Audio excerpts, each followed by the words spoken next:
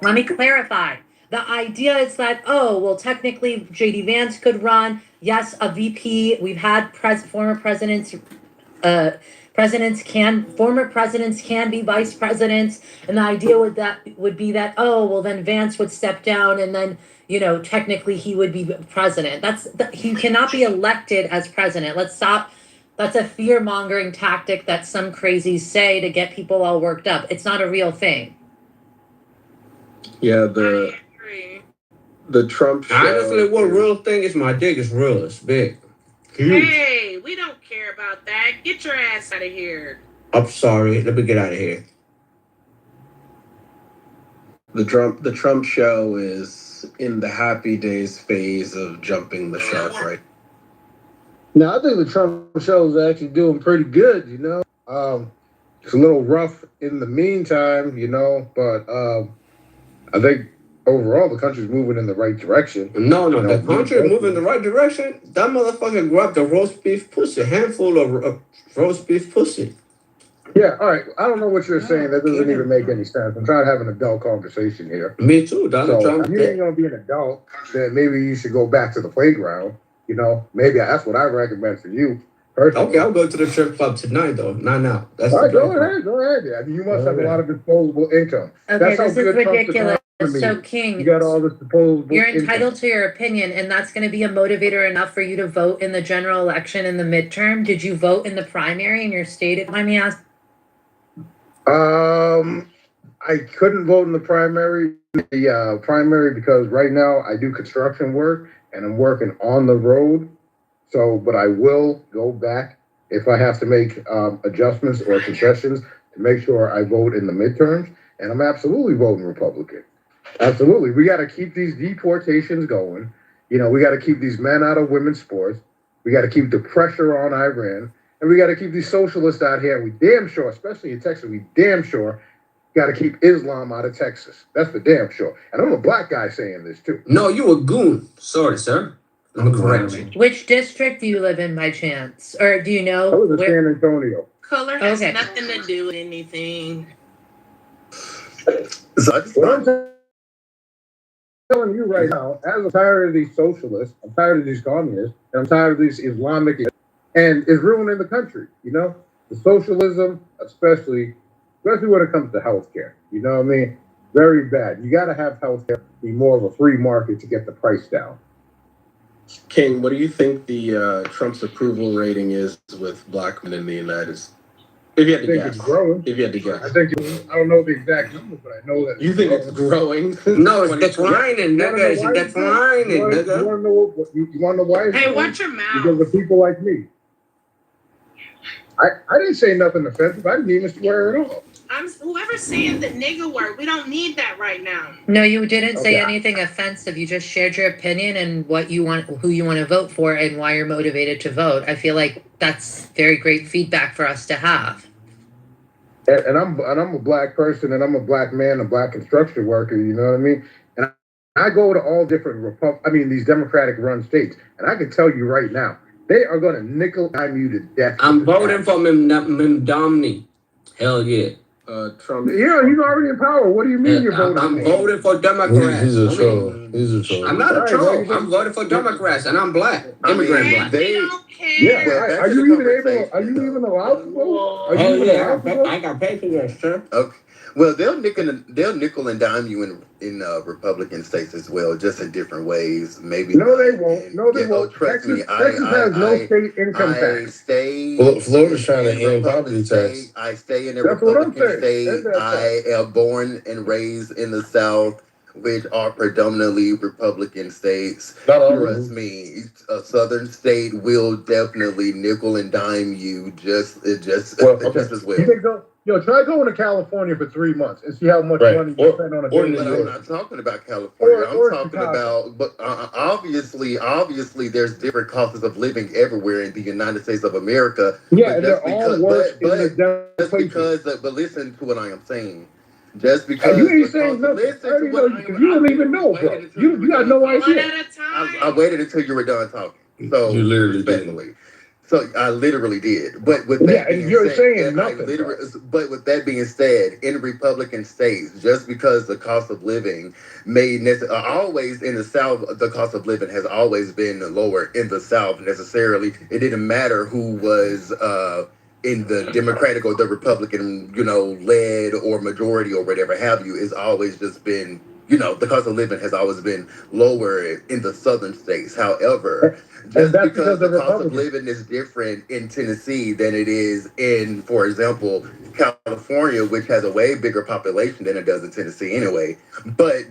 But regardless of the fact, Tennessee still has ways of nickel and diming All I see is out this of people, 10. especially through taxes. So Coco, Okay, so especially like for example, homeowners. but you're lying. So Florida is part of the South too. So Hello? Florida has one of the highest. What am I? Florida, Wait. Florida just surpassed New First, York tell me City. what I am lying. But wait, first tell me what I am lying about. Because you said Then the make your cost of explanation. living. Gotcha. So you said the cost of living is lower in the South. That's not true, Coco. Florida is Florida not California? Is Florida? Hold on. Okay. Is Florida not the South? Yeah, Florida Did I also say it includes wasn't? Miami. which Florida has passed California and New York for the cost of living. Okay. So Yes, because they got OnlyFans. They got the OnlyFans actors over there. Is Florida a Republican? Well, I mean, Yes. What exactly are you trying to say? Okay, in your submission, you said the South has a lower cost of living, and that's just not what it is. So I the said fact of the matter is, I said majority of the states in the South have a lower cost of living compared to California. Is that not what I said? Can I land? So Is some of that these, not what I said? California, I just compare wanna that to land. New York, And so compare now that you're to trying to Chicago. tell me, well, in Florida, just let me, just let me land, a city in Florida has a That higher. is, yeah, you just gotta let me land, right? So I don't care if Republican or Democrat. Yeah, so Republican or Democrat, I don't really give a fuck. I kind of like Trump because he's just like he's a businessman. Nigga, that Trump does don't some- like you, that's the nigga. shit. Allahu Akbar, nigga. I could care less, yo. Allahu Listen, Akbar, it shouldn't be that nigga. personal. Trump Yeah, it shouldn't be don't that like personal. none of y'all because y'all broke. Y'all not even Yeah. up there with Trump. This ain't And- got nothing to do with white and black, nigga. This is Yeah. about poor or rich. What are you talking Exactly. And it And shouldn't I'm be. trying to get rich, and I can get richer with Trump. Okay, so we're not having a conversation. about? Y'all so Yeah. I can get richer under Trump. Right. So it shouldn't be this personal, right? So you have to understand things for where you're at, right? So I'm from Florida, born and raised, right? This is a Republican state. It should be led by Republicans because we do the best on the Republicans, right? So it's this one crazy thing that some Democrat leaders just try to shoot down, and I'm kind of scratching my head. Why? So why would the governor, which is a Republican, want to end property taxes, but then some Democrats don't think that they could benefit from not having property taxes? See, that's when I see that politics is a bunch of crock shit, right? Because the rich Democrats that are in politics, they're not true Democrats. They're not struggling. They're not trying to get by. They aren't the American people who they represent, right? These people can pay their property taxes with a swipe of a pen, with a swipe of a card, right? Why are they so cocky and pompous that they will let their party affiliation? What exactly are you saying? Oh, I'm going to end here and let you know what I'm saying. You're making your Listen, submission sir. but now Sir, I'm not understanding what you're you're saying. wrong. Hold on, you're wrong. So my thing is, how you can still haven't said how I'm yo? wrong. Listen, I don't know is it the zestiness or what it is that make you want to argue with me, No, but I'm just trying to land. understanding what you're saying. Okay, because so just let me land. Your submission is that I But do you're wrong, stuttering. and what You have you're a list. saying Can I has land? absolutely nothing to do with Can I what land? said. Time to Why end are we here doing this here? This is Yeah, I don't know why he's doing this. spades. Yeah, We this is literally weird. are a company here with Scott and Adam, and this is their room. Like, what are we doing here? Can we Right. get So into Trump. it? Yeah. So Trumpism isn't dying. Let me show you how. So just in my state, they have Republican and Democrats. Most people are saying, hey, no property taxes is a great thing. This would help most of the American people that own a home, right? Not too fast. The Democrats are saying, even though this is a good thing, you know what? We're going to vote against it because we just have to.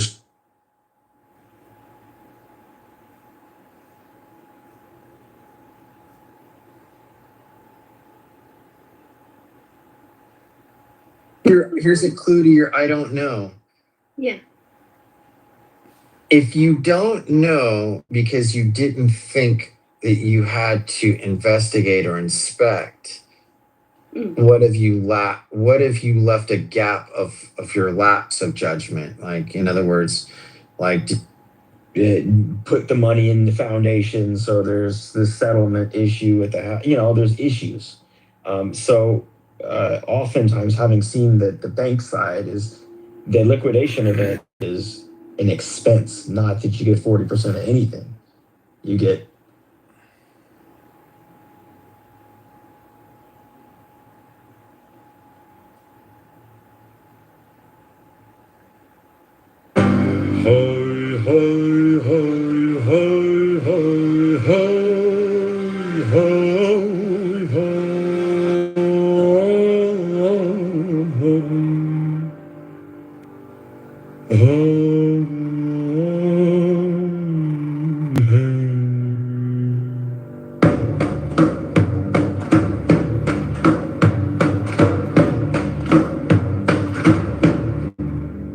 There are 7 keys to the great gate, being 8 in one and one in 8. First let the body of thee be still, bound by the cerements of will.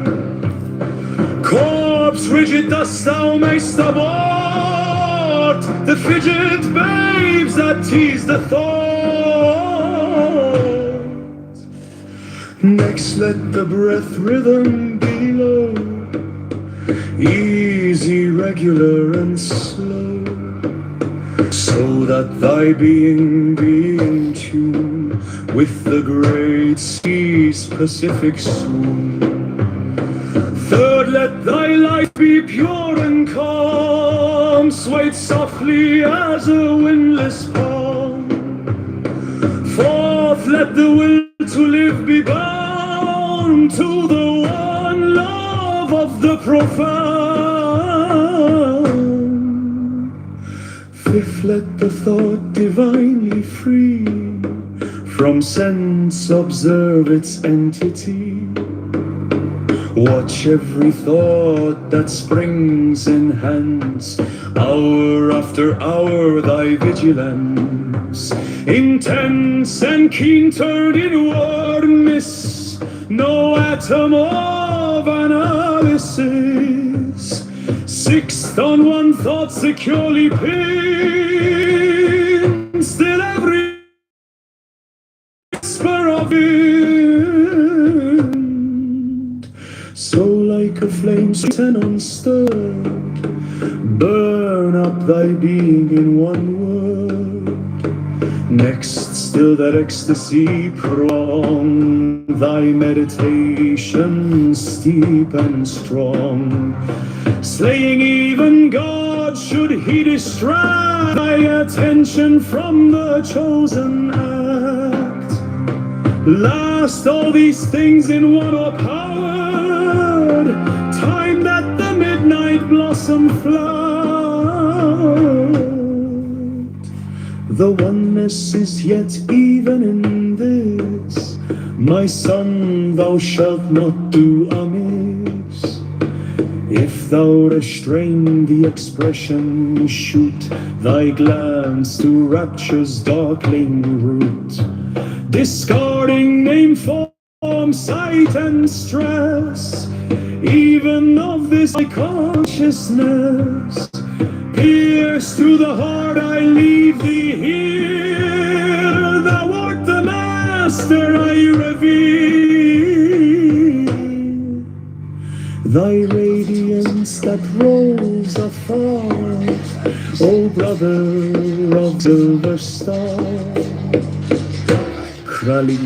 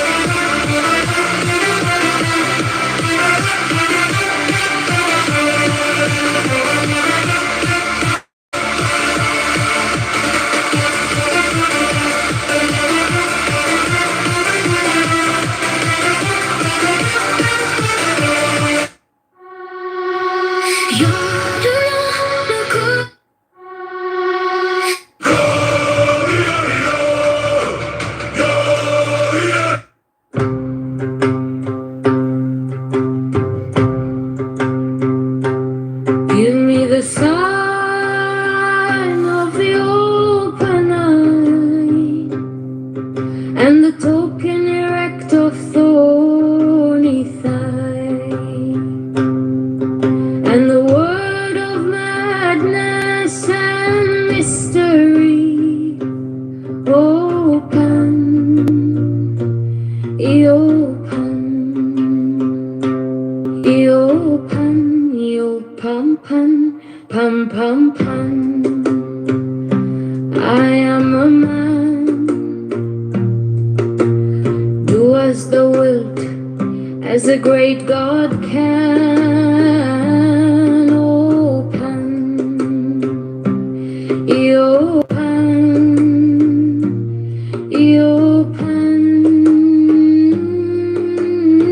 open, open, pan. I am awake in the grip of the snake.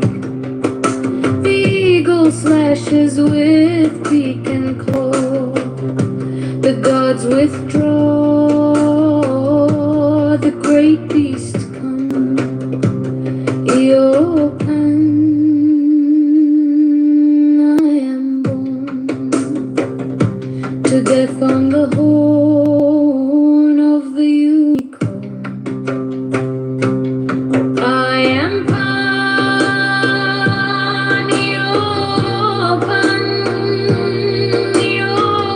Pan, Pan, Pan.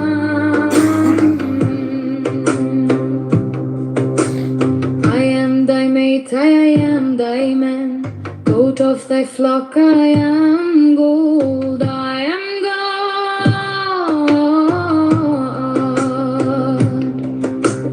Flesh to thy bone, flower to thy rod, with hoofs of steel I race on the rocks, through solstice stubborn to equinox.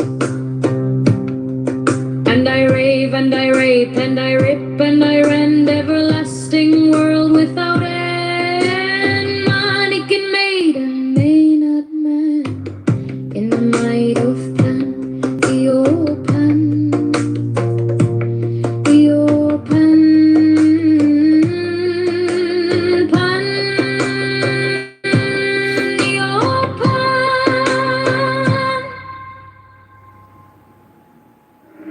There are 7 keys to the great gate, being 8 in 1 and 1 in 8.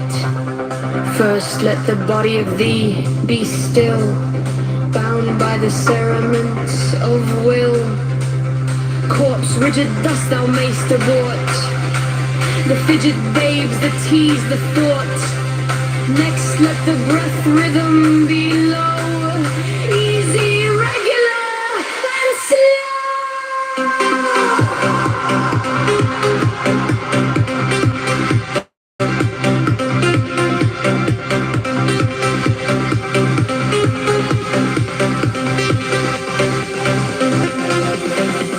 So that thy being be in tune with the great sea's Pacific swoon. Third, let thy life be pure and calm, swayed softly as a windless palm. Fourth, let the will to live be bound to the one love of the profound. Fifth, let the thought divinely free from sense observance entity. Watch every thought that springs in hand. Hello? So he's seems to be able to pick the candidates that he wants, and that selection power seems to be diminishing somewhat based on the primaries. I think that's what we were talking about. His approval ratings are low now, mostly I would say because of the economy and the war. So if those are aspects of Trumpism, the power to pick candidates and even pick winners. That's not true. And well, I think that's what Trumpism is: the power, his popularity, and the state of the economy. People to pull a lever in the voting booth. I would say that he's got difficulty in on those three measures. Now, what's his name just came in the room? What are you calling yourself today? Alistair? Pepe came in the room. Do you guys want to be heard? Yeah, I'd like to offer a prayer for America and for Donald Trump. Okay, what's the prayer, guy? Almighty God, Master of the universe, Rabbono Shel Olam, please empower Donald Trump, give him more courage, more strength, and more joy to remove all the lawbreakers, all the illegal alien invaders that have invaded the United States of America, and give Donald Trump the power and the strength and the glory to conquer the IRGC terrorists and liberate Iran. And Almighty Father, Master of the universe, give Scott, Kent, Jones, and El Normo, and even Adam more happiness and more joy today, this beautiful hump day. It's Camel Day, ladies and gentlemen. It is Wednesday, and I pray that all the people in the audience have more joy and more strength, and you have more fun on Clubhouse. And if you hate Donald Trump and you have Trump derangement syndrome, I hope you go to the gym today, read a good book, and realize you are a faggot retard. I'm crying. Now, thank you so much for that submission. Happy hump day, everyone. Now, really quick, I just want to make a very quick submission.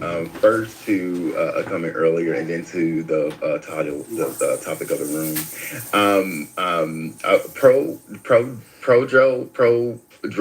Whatever his name was, said that I was lying earlier when I made the statement that the South generally has a lower cost of living compared to other states, especially California. And then he chose to submit his response and say that I was lying because a city called Miami has a high cost of living. I didn't say every city in the South has a lower cost of living compared to California. But what he chose to say is, well, since Miami has a cost of living, that no, what I was saying was wrong. And in fact, the South has a higher cost of living because Miami has a high cost of living. Now, mind you, he also made the comparison to California. Now, even the Miami, why would you compare a city to a full state, is really asinine to me. I don't really understand how one would be able to do that and without understanding what they're really talking about, because everyone knows that the South, living in the South, is generally more cheaper than the rest of the United States of America, than the other regions. So with that being said, that was my submission. Now, in regards to the title of the room, is Trumpism dying and why? I do believe that Trumpism is dying. I do believe that a lot of his fan base is definitely like starting to do a side eye. A lot of things that he campaigned on necessarily aren't things that he is succeeding in right now, in regards to gas prices war and no new wars, and looking at certain people on within the executive branch when they go to these Senate hearings and they're not able to necessarily answer questions or answer yes or no questions. We have had several people removed from his cabinet in every place. This is in my modern, at least in modern history, in the political scope, that's unprecedented. I've never seen people have to be replaced from an administration than this one. Also, in regards to the cost of living, groceries, right now he is saying that because of a war that I said that we weren't going to get to, these prices are needed sure that another state or another country doesn't get access to nuclear weapons. But mind you, we were already told that the nuclear weapons were eviscerated. We blew them bitches the fuck up. That's what we were told. And in the Senate hearing that Pete Hegseth went to, he was even hammered on that by a Republican representative to sit there and say, well, look, you told us that you met every mission. You told us that you met every point, and now you're asking money to take care of something that you already told us that you did? Like, what's going on? So with that being said, that's why I believe he is losing a lot of fan base, because also with the vanity projects, and I'm going to land here, with all of these renovations that he's doing, and it is costing the American taxpayers billions of dollars of our money, things that he didn't necessarily campaign for, but he is doing. We are not worried about painting the statues gold. We're not worried about renovating the White House. We're not worried about renovating the Kennedy Center or whatever have you, and with the woo. We're worried about the cost of living in our states. And I believe that's why Trumpism is dying, because the cost of living is not necessarily being addressed. And I land there. Thank you.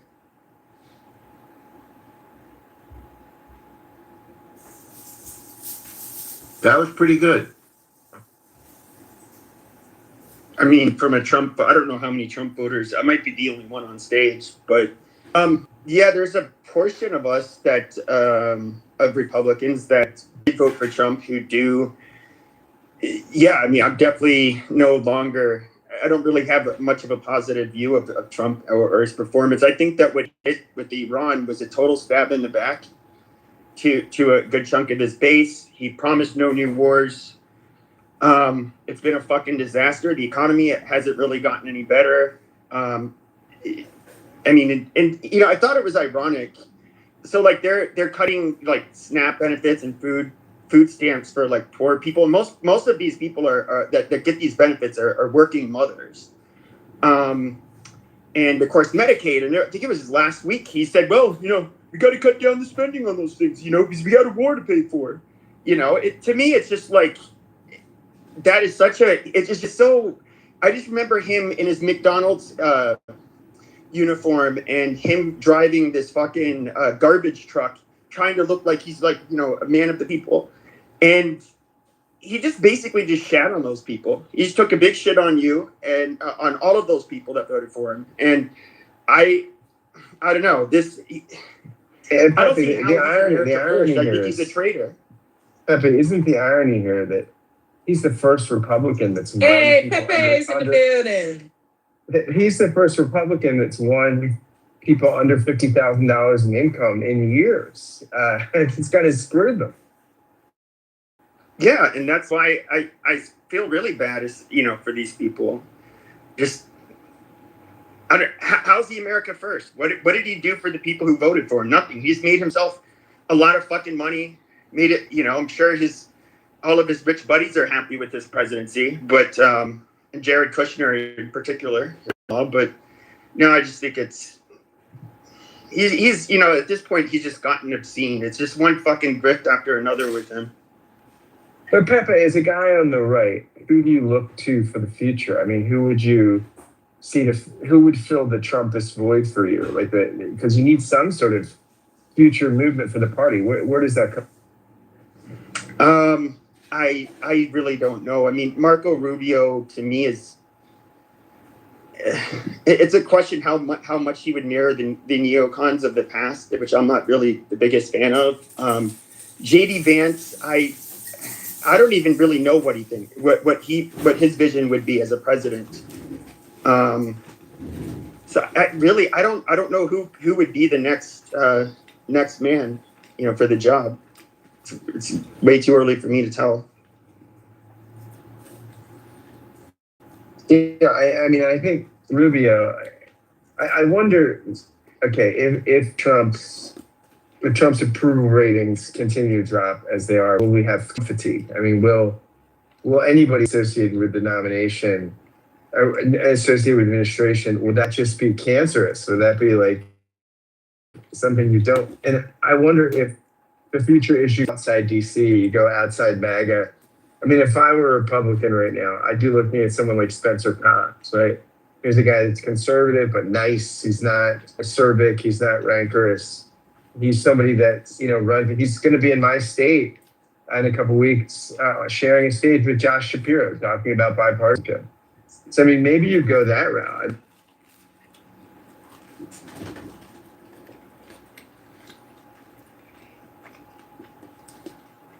I mean, it's also looks like the left is kind of leaning into populism now too, quite a bit.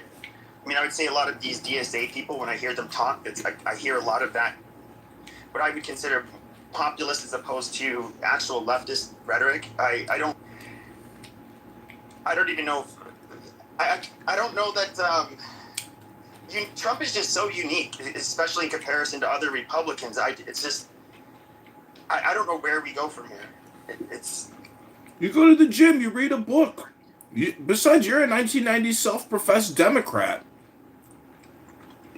I made the comment that if you were to look at Democrats in the 90s, a lot of them would be to the right of me, even in many areas. That's the truth. How can you get more further right than a Nazi piece of shit? Be nice. Be nice.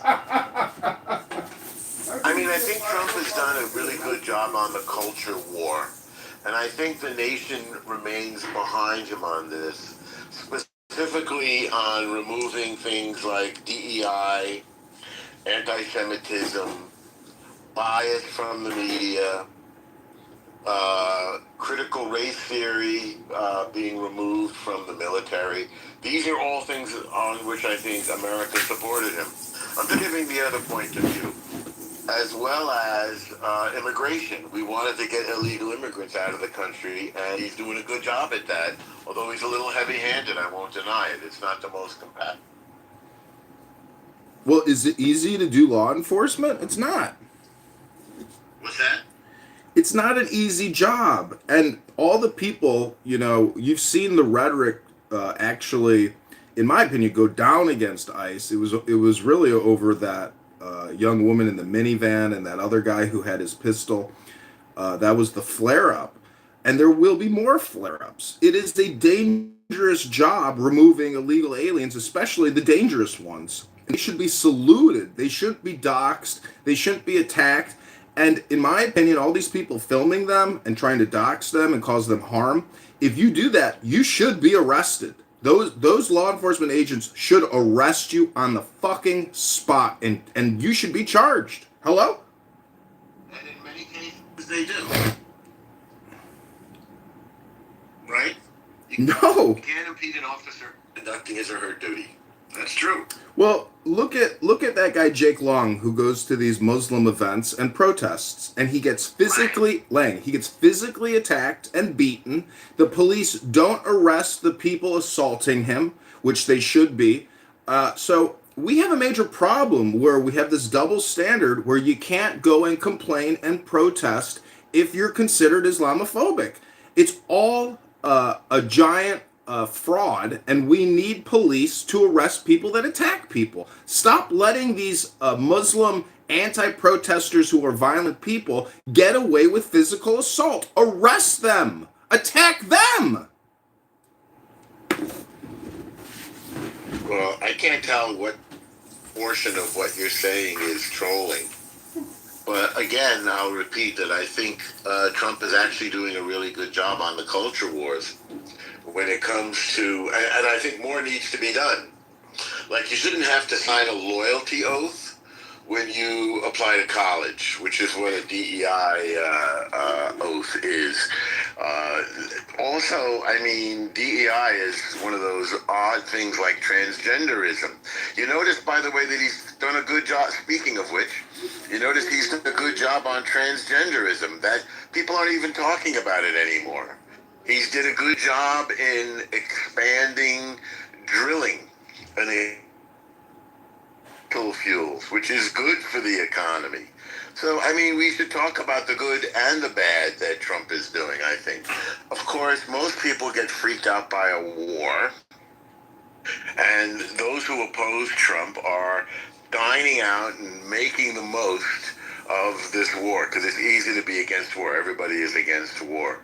So if it comes to war and the old standby, it's the economy, stupid, meaning people just have a feeling that they can't afford their lives or that prices are going up.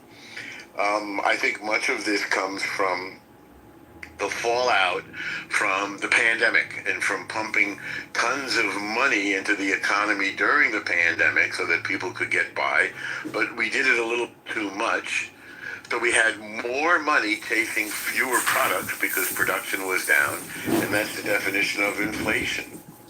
So he really needs to figure out a way to deal with this.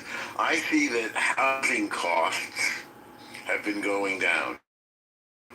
I checked a few major cities, and I followed NPR, National Public Radio, on this. Obviously, they are anti-Trump. So the next thing that has to happen, and he's been fighting for this, and the Fed's been resistant, the next thing that has to happen is interest rates have to go down. That's something that he's always wanted.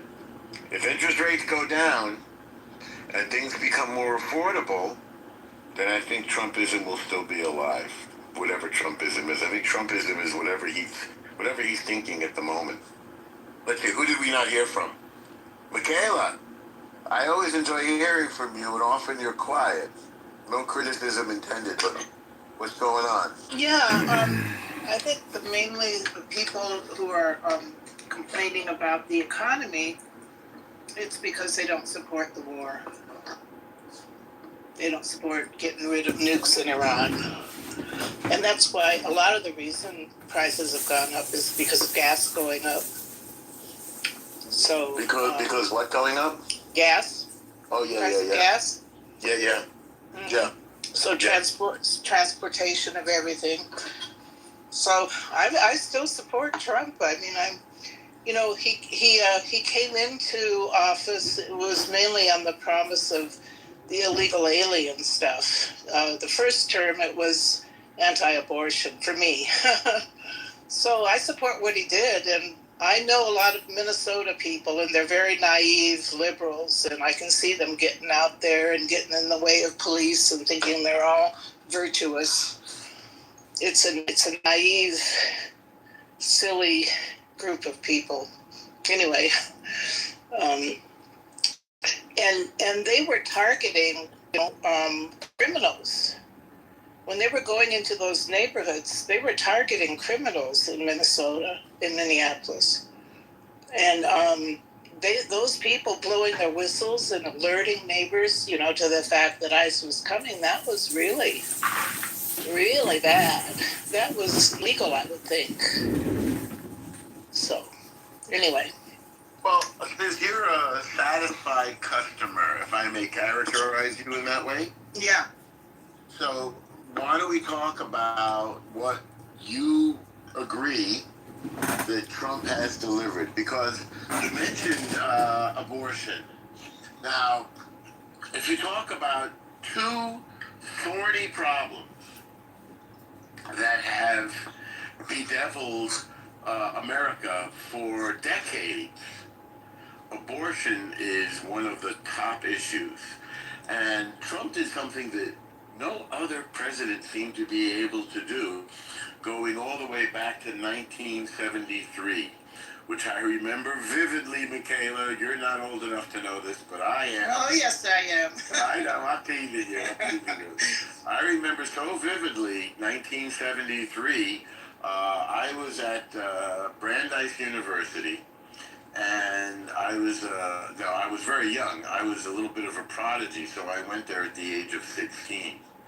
And a girl from my dormitory had to take a plane flight to New York to get an abortion because abortion was illegal in Massachusetts.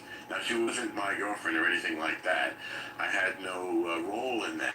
But nevertheless, that's how recent, it's only, what, half a century or so.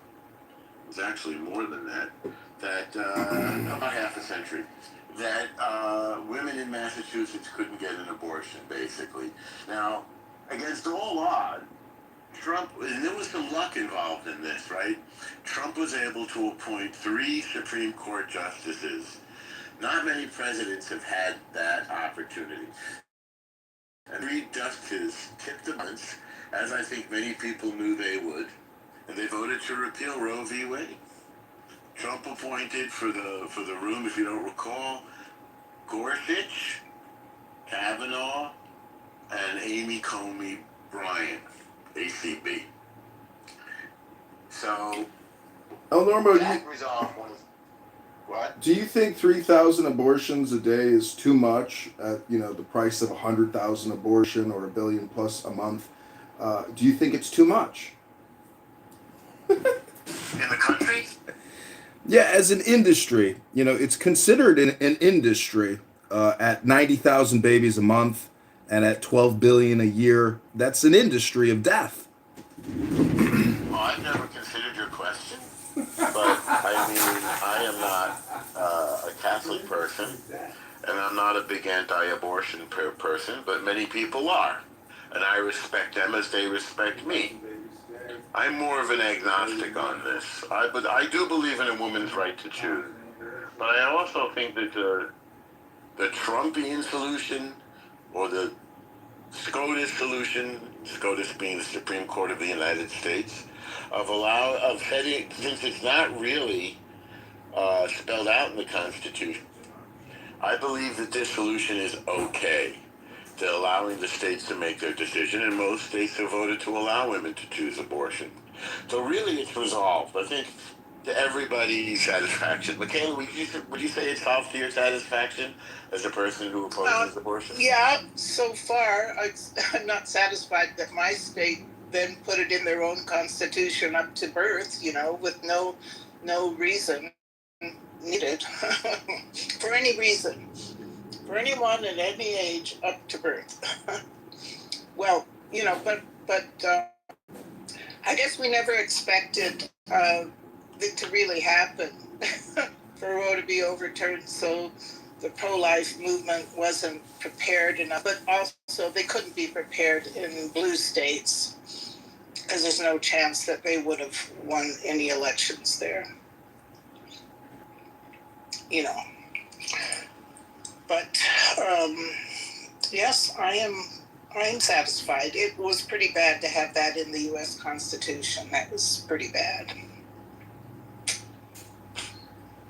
But it is 1 million abortions a year still. It's not. He mentioned 12 million or something. It's about 1 million. I don't think the number has decreased much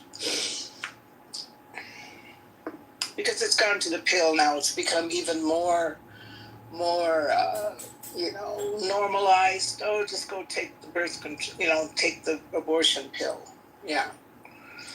So people aren't focusing so much on the gruesome details of pulling the babies apart, all that stuff. The women just go home and have miscarriages in their toilet. So.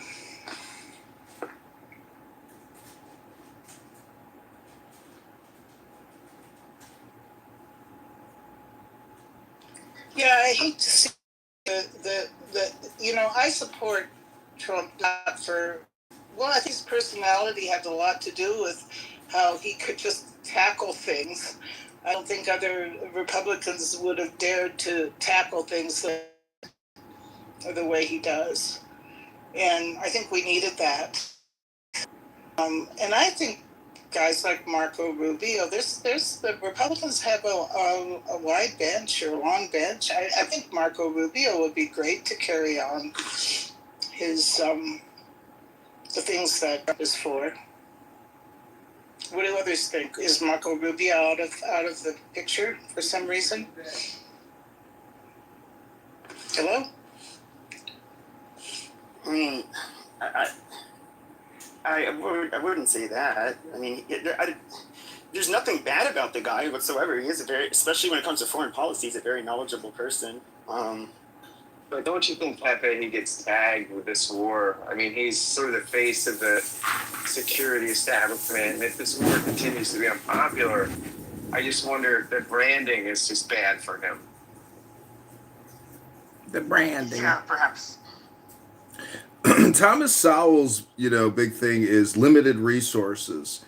And that's what the DSAs are, why they are so low IQ and why they're incompetent and incapable of actually running or managing our country. And that's why Pete Hegseth is going to step up and probably run for POTUS, J.D. Vance, Marco Rubio. We have patriots in the waiting that will continue Trumpism. Trumpism will never die because Trumpism is America first. These socialist, communist, fascists, and they are fascists. They're not just socialist communists. They are fascists. They will never, ever get the reins of government or ever be in control of anything significant because we have a Praetorian Guard in this country known as the CIA. There are lots of patriots from West Point and other military academies that will, in my opinion, take care of the problems. Hello? If Hegseth runs for president as a Democrat, I will campaign for him. I will give money to his campaign. I will actively work to promote that candidacy because I think we would win about 6,000 states. We would win.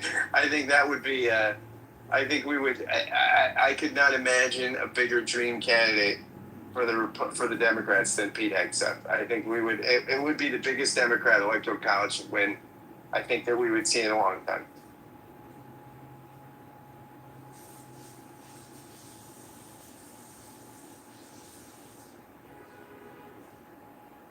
J-Lo, have you weighed in yet, or merely Jay?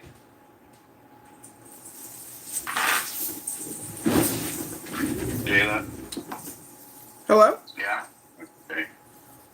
Well, can I ask a new question? Is it related to the topic? Yes. Directly related.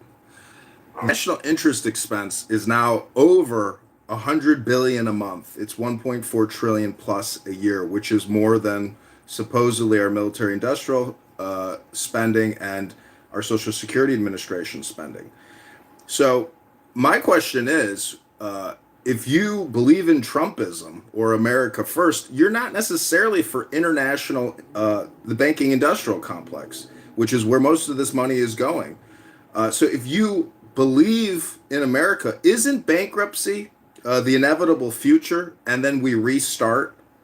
Hello?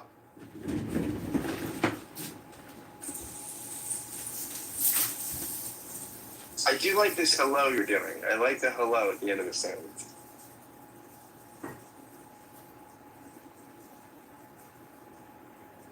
When you say hello to somebody, do you say hello and then hello?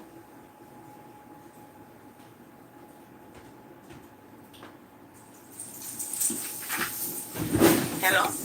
Hello? The numbers are out there. U.S. debt collector, you can see that every taxpayer, and there's only 120 million taxpayers out of our 340 million people, or supposedly, these people cannot the burden of the bill. It's almost 600,000 per taxpayer in debt, and that's just the federal, not all the states. If you accumulate all the state debt, it goes to over $1 million per person. How do you expect a 20-year-old college graduate to foot that bill? We have fucked the generations that are coming out of college now since the year 2000 because of our runaway rampant spending on international regime change. And then we topped it off with a cherry and a creamsicle known as the COVID-19 vaccine experiment, which cost many, many trillions.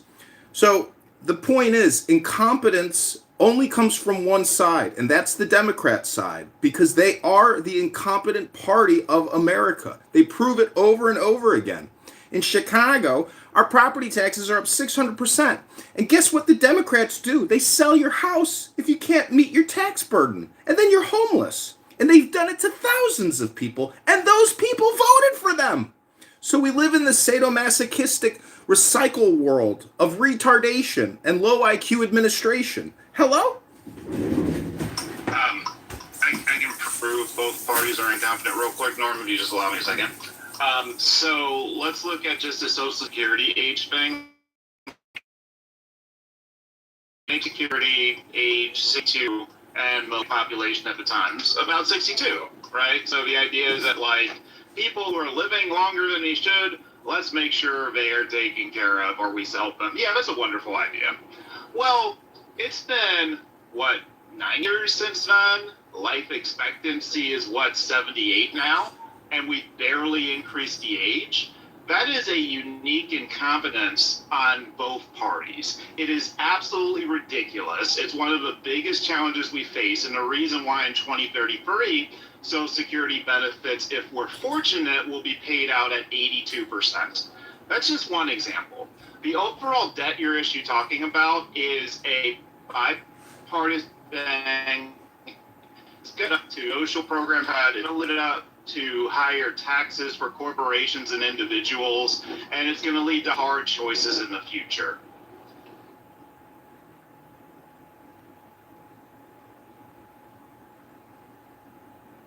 CEO, I missed a part of that, and I'd like to hear more.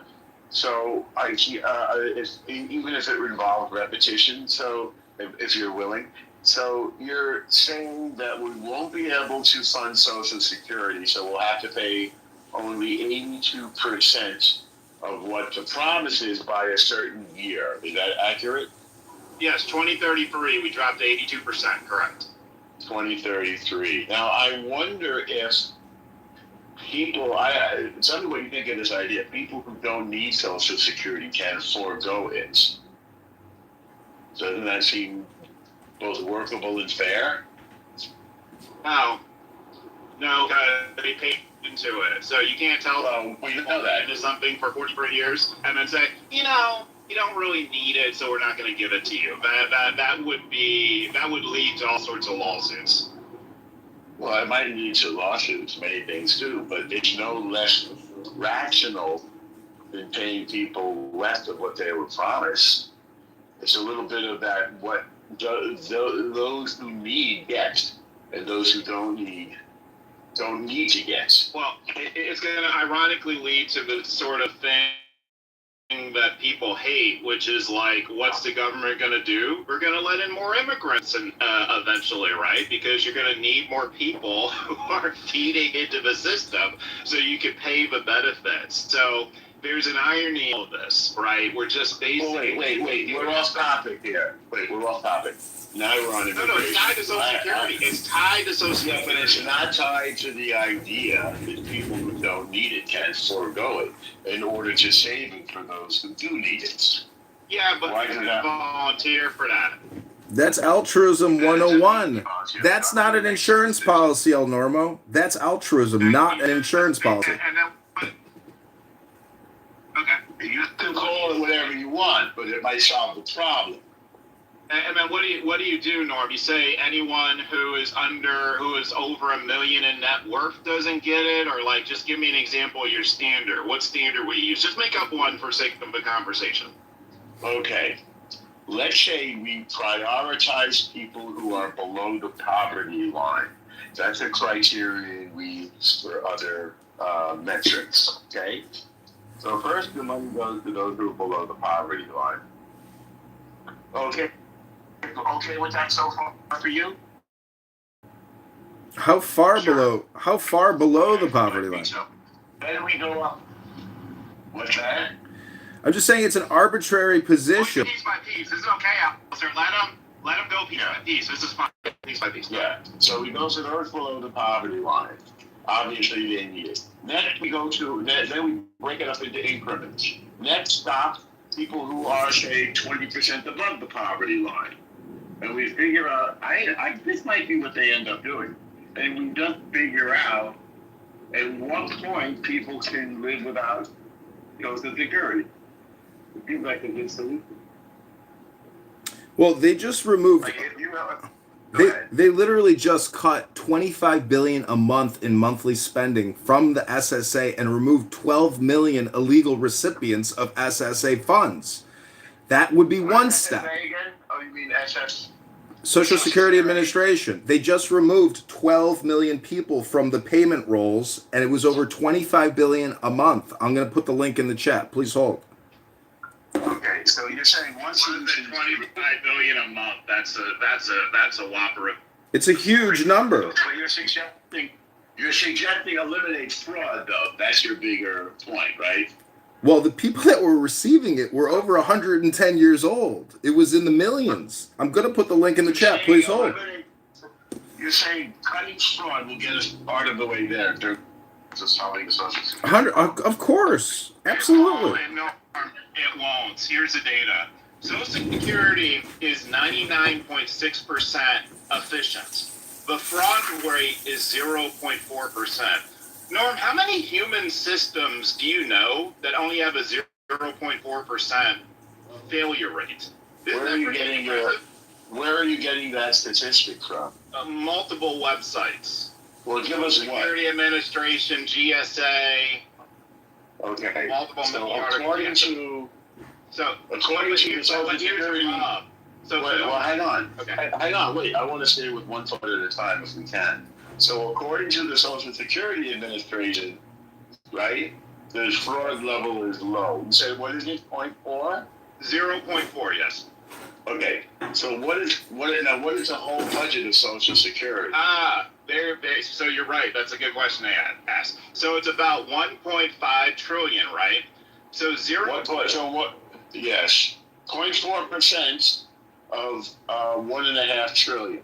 Yes. Is what? So it's around like 8 billion. No, about 6 billion. It's 6 billion. 0.4 times 1.5 is obviously 6. I'm sorry, 60 billion. My bad. 60 billion. My bad. Well, that sounds like a nice number to save. Yeah. So people can live on that money. Okay. So you're saving 60 billion out of. Yeah. Okay, right? So when people say the amount of fraud or whatever, right? They're basically taking that 60 billion number and then multiplying it by multiple years. So that's what. So that's where they come up with hundreds of billions of dollars. You following me? Of course, it's easy. Okay. Okay, cool.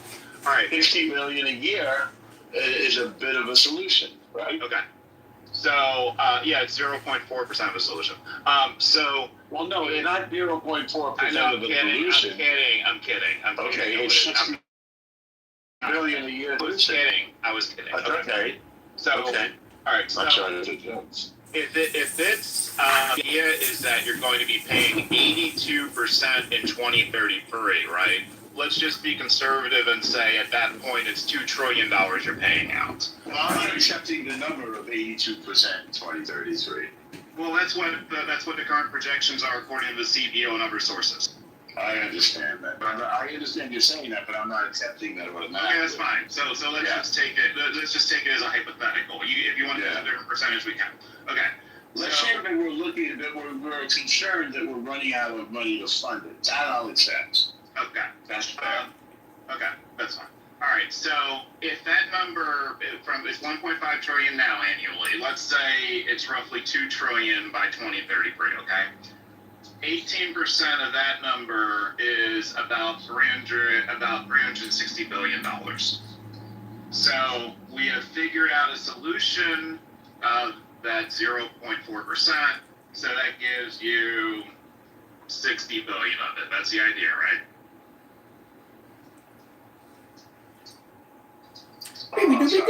Hello? Yeah, good. Yeah, CEO, we're not human calculators for you to run numbers through. Did you have a point? My point is, you can fix the fraud to the degree possible.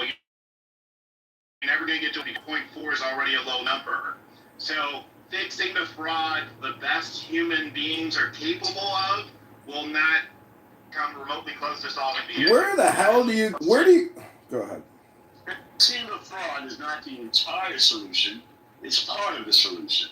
So, for example, fix the fraud, which seems to be a big problem, and prioritize people who need the money. Those are. Now we're really on our way to a solution. I would say that we're not going to remove people from Social Security simply because they're high income.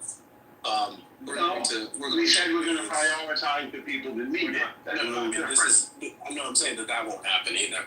Well, you're saying that won't happen. You're one guy. Well, so if you say it won't happen, and I say it will happen, they're both about equal weight. What will end up happening likely is we will increase the FICA cap. We'll remove the FICA cap, right? If you make over $185,000 a year, you do not pay Social Security tax on any dollar you make over that.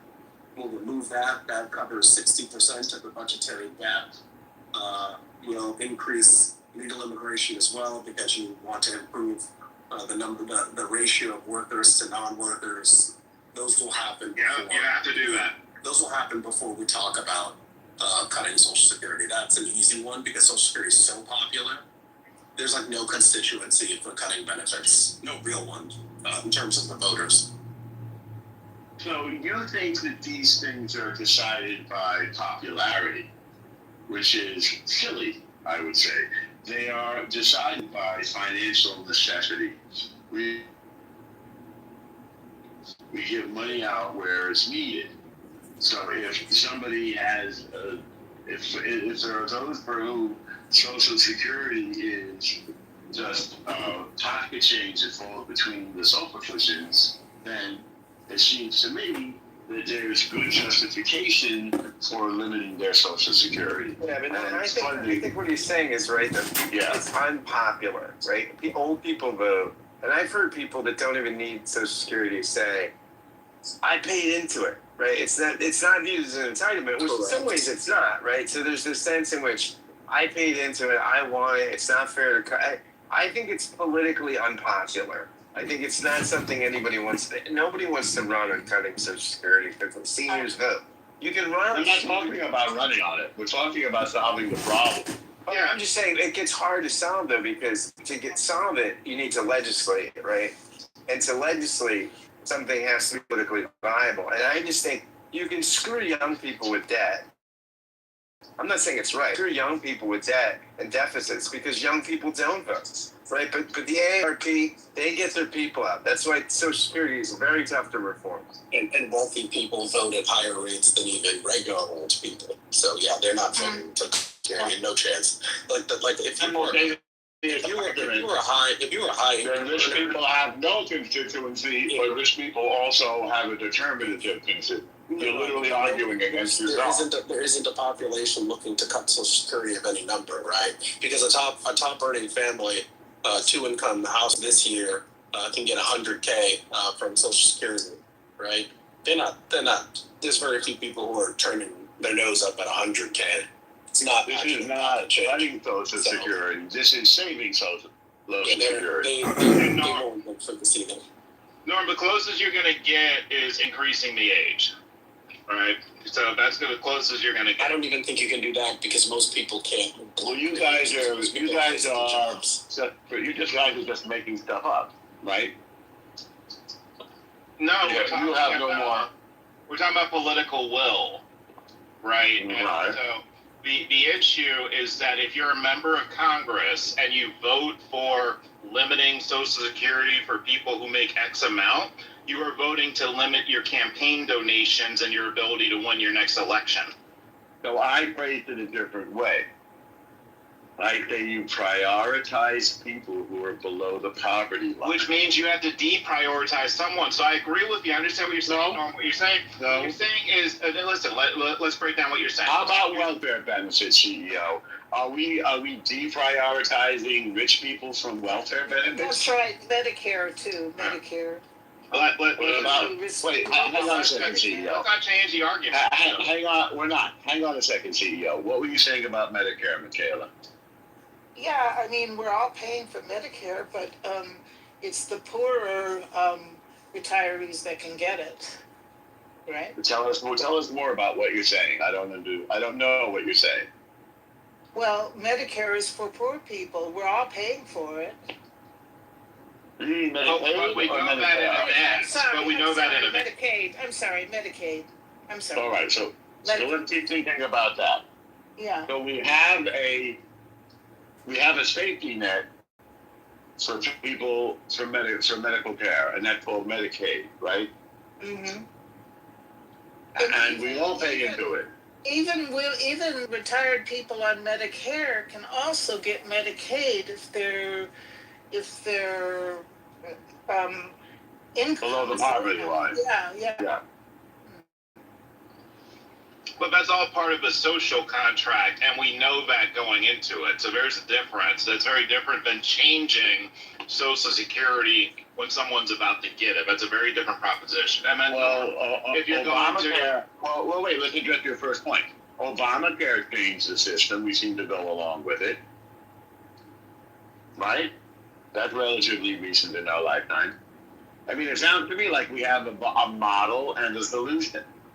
So what happens if we just prioritize people in order of need? Okay, that's what I was going to get to. All right. To prioritize people who are below the poverty line, what you're saying is you have to pay them 100%, right? So you're paying them 100% for benefits. Exactly. That means you no longer have that. That means that you're going to give less to the people who are the least, who require it the least. You're automatically pulling that from somewhere else. You're not creating new money. You're taking it from someone else. That's sort of obvious, isn't it? That's the whole point of what we're saying. Yeah, I know, but you were acting like that wasn't the case. You're deprioritizing. No, I'm not acting like it. No, I'm not acting like it's not the case at all. I said you have to deprioritize someone else. You said, no, we're just prioritizing. That's correct. The second thing you said is correct. It is not deprioritizing at all. We're giving the money, as with Medicaid and welfare, to the people who need it. Everybody pays in order to support those in need. Norm, I think we have a solution. If you have Adam and Michaela, and the total of what they get is 100%, and then you say, we're getting 50-50, and you say to Adam, we're going to prioritize Adam, and you move them up to 65%, then you're deprioritizing Michaela to 35%. It has nothing to do with this conversation. What you just the hypothetical you gave is in no way related to this conversation. You have not made your point. You're trying to make a semantic point, and forgive me, but I reject your semantic point. Fantastic point, CEO. I loved it. It goes exactly nowhere. Prioritizing one thing means deprioritizing something else. If you're not I don't agree. Social Security is not a safety net program. Well, apparently it is. It's not. So, apparently it is. So if you say that, for example, we're only going to give free healthcare to those who need it, are we deprioritizing people who don't need it? That's a different pie. You're using a different pie to get that done. Yeah, we're using a different pie. So you're are we creating a different paradigm? What does that mean? I said, okay, let me. I'm comparing it to another government program. I'm going to simplify. Don't have worse health care than people who are on it. They don't get worse health care. They actually have better health care. Who said that they do? That was a non-starter. What was your... You use Obama as an example. No, I said Obamacare changed the system. The question was, we're changing the system.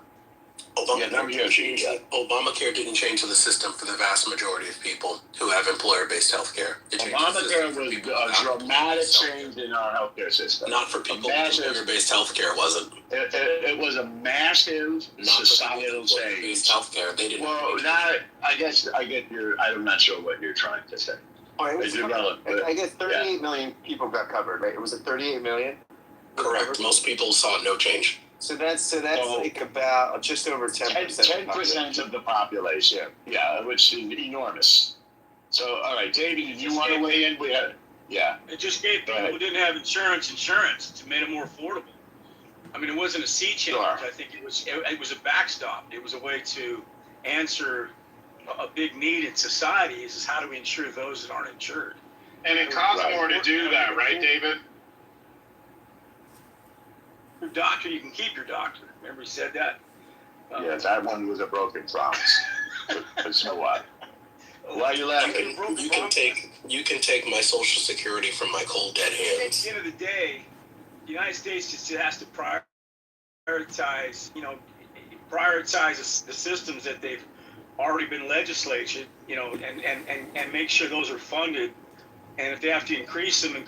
But, the fact of the matter is, as the United States becomes more in debt, there's going to have to be some give. There's going to be some clawback of these benefits, unfortunately, and you're already seeing it with these flock cameras. Take these flock cameras, for example. This is just nothing more than a money grab by cities to write tickets without police officers involved, right? These cities are broke. My parking in Santa Monica jumped from $3 to $10 overnight, and these businesses don't have any tax revenues to pay them anymore. So at the end of the day, Norm and others in the room, is that the United States has to find a way to stay richer, to prioritize spending that needs to go in the right places. The military, you got Hegseth asking for $1.5 trillion. And what are we getting for that other than a bloated bureaucracy and boats that don't have food and servicemen and women that are suffering, on the high seas? I mean, we're not seeing. Well, what we're getting is the greatest. Let me answer that question. What we're getting is the greatest military in military history. The biggest and most, by a factor of 100, the most impressive and powerful military and best funded military in the history of the military. Did we have that? I would say, what's that? We've always had. I don't know. That's what we're getting, and that's what we were spending to get it. But El Normo, biggest isn't always better. It's the motion in the ocean that counts. Murray, don't be a troll. So, David, we're talking about it's the motion in the ocean that counts. Now, if we're going to run out of money, I think we estimated 2035. And not run out of money, lower paid benefits. Well, we will no longer be able to fund it by 2035 fully. So I said, well, why not prioritize the people who need it most? In other words, those people who are below the poverty line. That seems to be a workable solution. What do you think, David? You've got here's the problem. You've got your demographic, Norm, is owning all the wealth right now. Thank you. The baby boomers at the top are owning. I'm not a boomer. I'm not a baby boomer, but if you say I own all the wealth, I say thank you. Okay, well. Share, Norm, share. Exactly. Come on, Norm. Stop hoarding. Now, listen, I know. The point is, you got all these baby boomers sitting on untold wealth.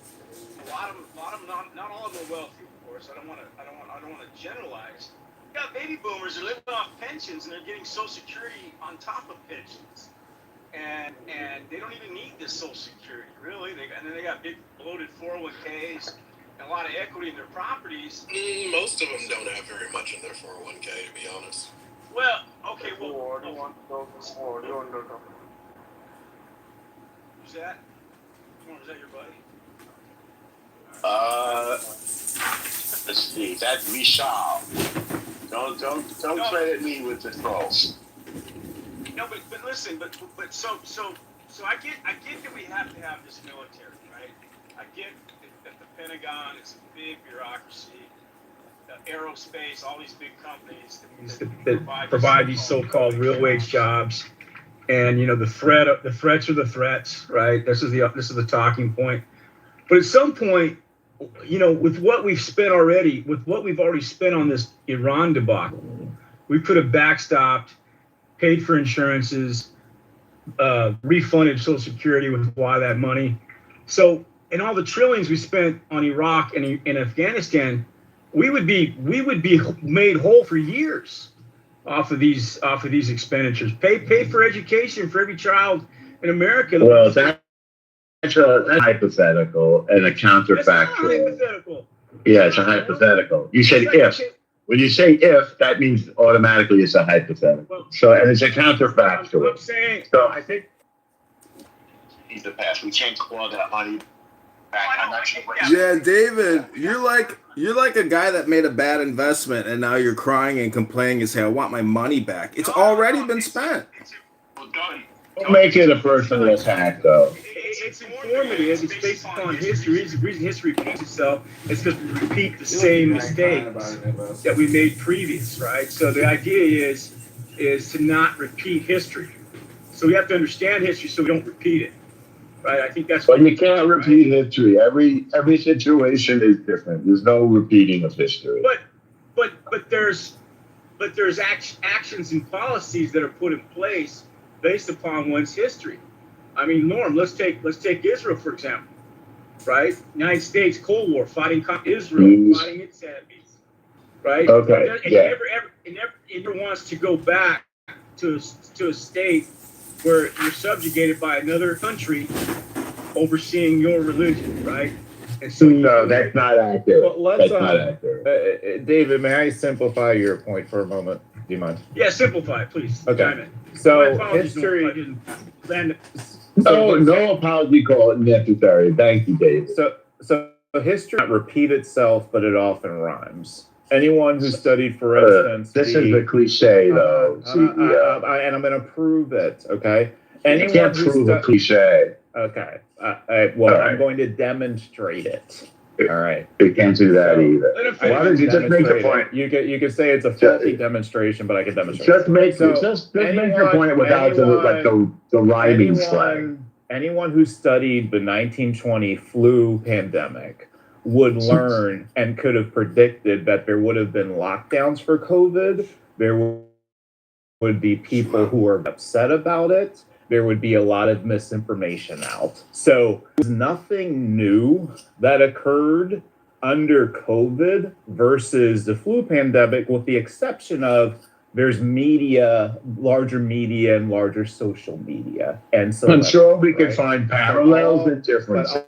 I don't know. There's a lot of core parallels. The parallels are very important, and I just named them. Misinformation, lockdowns, people whining about it and not obeying. Those are three big parallels. They're sort of unrelated, and I don't think we learn anything I'm from saying that. you could have predicted all of them. Is my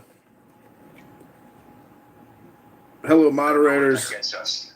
I would like to. Moderators, I would like to add that Brad, if he's still, or Viking in the chat put a link to what the Social Security Administration has done, which has saved hundreds of millions of dollars over the next coming years, because they actually used the master death file that they keep.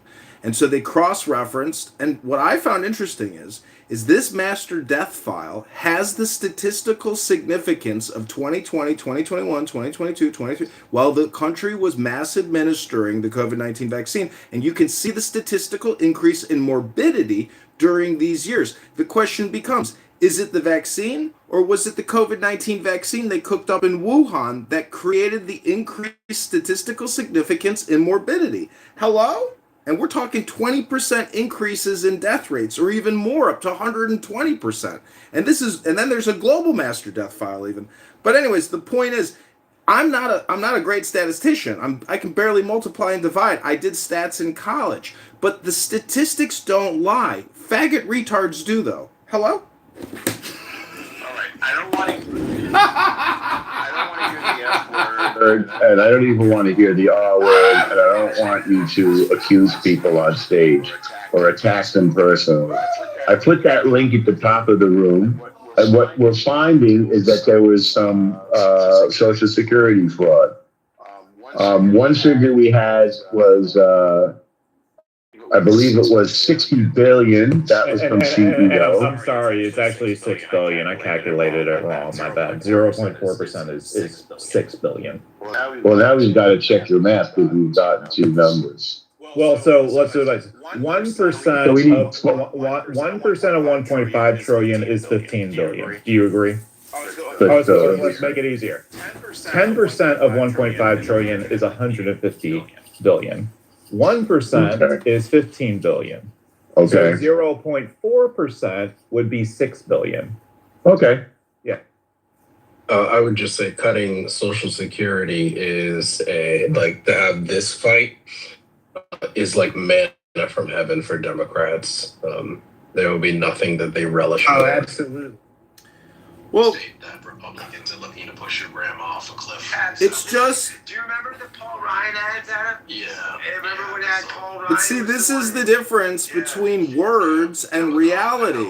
Gentlemen, that's why I say F word, R word, to prove that words and reality are different things. And when you say Democrats, this is a gift from heaven. When we say we have to have austerity,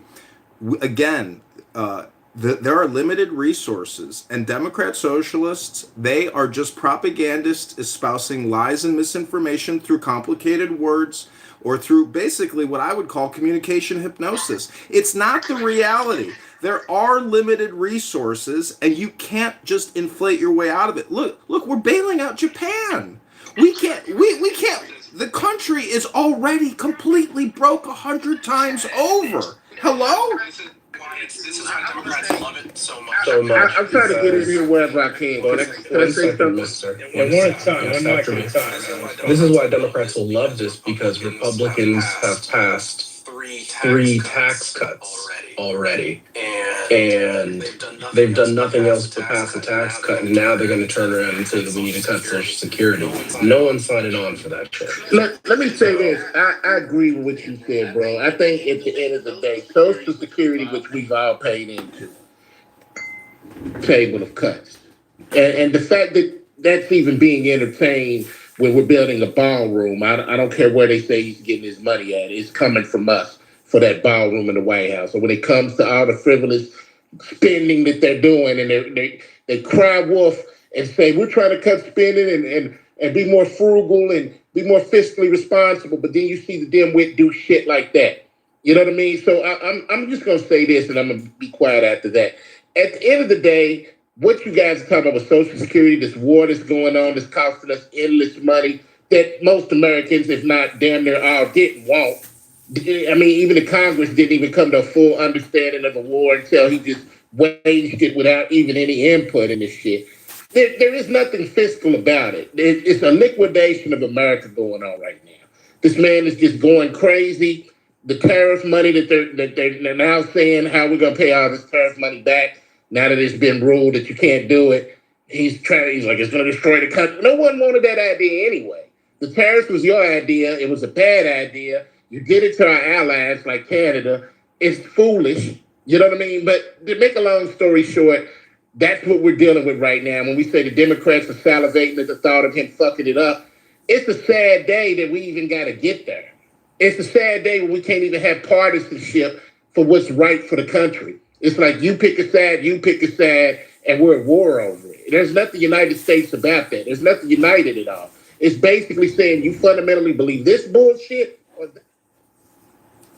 Right now, he's detrimentally affecting us all. He's cutting education. You know, he basically wiped the Department of Education damn near out of here. You know what I'm saying? You're Good riddance. Goodbye. We don't need it. We never needed it. The problem is do you believe in separation of church and state, mister? To a degree. So you would probably also believe in the separation of economy and state, because our state creates the economy. Church and state to that, though. What I'm saying to you is this. At the end of the day, our kids' education is vital. And the problem that I'm seeing in this midst, our health is vital. You now have it to where you've basically removed us from the WHO, the World Health Organization. We're not even really involved in that anymore. We can't keep track of what's going on, whether it be COVID, measles, or that whatever that disease is that's causing people to have uncontrollable bowel movements or whatever that shit's called. I can't pronounce it. Nonetheless, we don't inspect our food. We blame it on the lettuce. We done cut the health inspectors out. Air traffic controllers are lower than ever. It's a shit show. They're liquidating the government just so they can keep the money at the top. They're playing games. The whole Dodge thing that they claimed it was a fraud. You basically claiming you're cutting all this wasteful spending, but then you're doing wasteful spending. So the cuts that you say you're doing is just rolling over to them. Then you're stock market manipulating with the war, where it's on one day we got peace treaties. Now we decided we're going to go to war again. No, today we got a peace treaty. Now we're going to war again today. Do you think the markets don't reflect that bullshit rhetoric? Do you think that's not market manipulation? Come on, man. We're dealing with a con man in office, with a con man administration, and it's nothing more that you can say about it. I'm not saying the Democrats are perfect. They fucked up too. Biden didn't do the best of jobs. But what we got going on right now is you know, mister, some people will push back if you call Donald Trump a con man. Sometimes people on this app say things that are just not true. And a lot of it is ad hominem projection. Are you a con man, mister? Are you a motherfucking con man? When was the last time you scammed somebody, mister? Hello? You don't know me. You angry. I can't argue with you. You angry. Leave me alone. You angry. Leave me alone. I can't argue with you. Hello? Hello? Hello? Well, I will say that the big beautiful bill is not beautiful, but it is big. Hello? Hello? Hello? You angry. I can't argue with you. You can't argue. It's facts. You don't leave me alone. Hello? Listen, the big beautiful bill is not beautiful. That puts future tax liabilities on the individual income tax filer. That's not right. We need to repeal the big beautiful bill. Hello? Hello? I can't argue with you. You angry. Leave me alone. Hello? How is the big beautiful bill benefiting you? I can't argue with you. You angry. Leave me alone. Hello? That's what you do. You troll when you can't ask the question. The big beautiful bill is a future tax liability deferral program.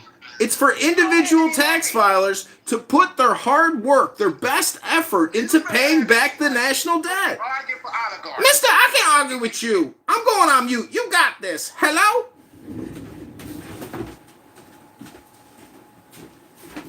We're dealing with is people who like entertainment and to act like goofballs instead of acknowledging that the policies that fit most of the people in this room. The people talking, I can almost guarantee most of you don't have $1 million. I don't. So how is the oligarchy's policies benefiting you when it's benefiting the 1%?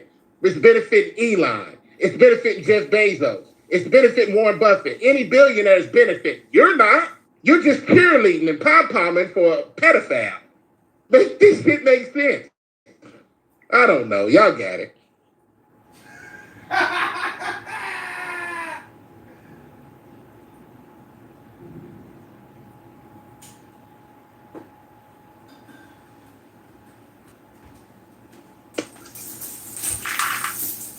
Yeah, y'all can keep on rooting for your sexual. I can't argue with you. You angry. Listen, ladies and gentlemen, the only thing you have to fear is fear itself.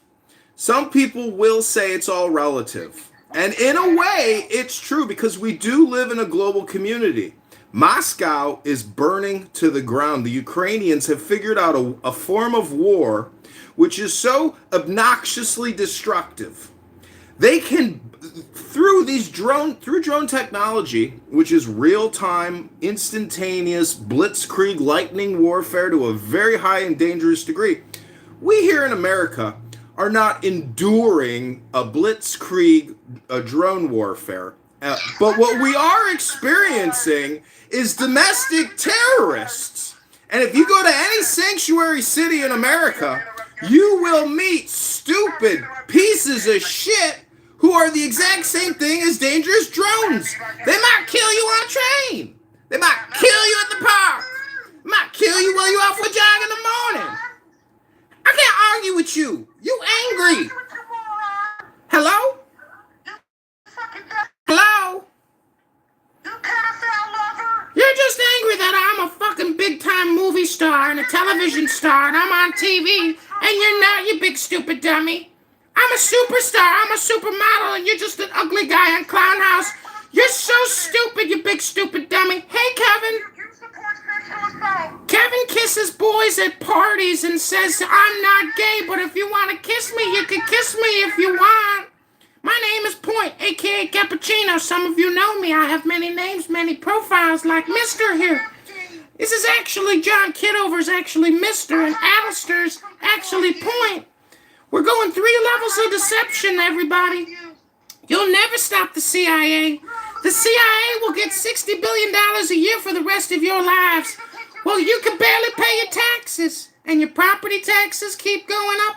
And Democrat socialists like Mamdani and AOC keep lying to you. I mean, how many times are you going to watch AOC create an egg freezing video? I can't argue with you. You angry. I can't argue with you. You angry. Leave me alone. You got this.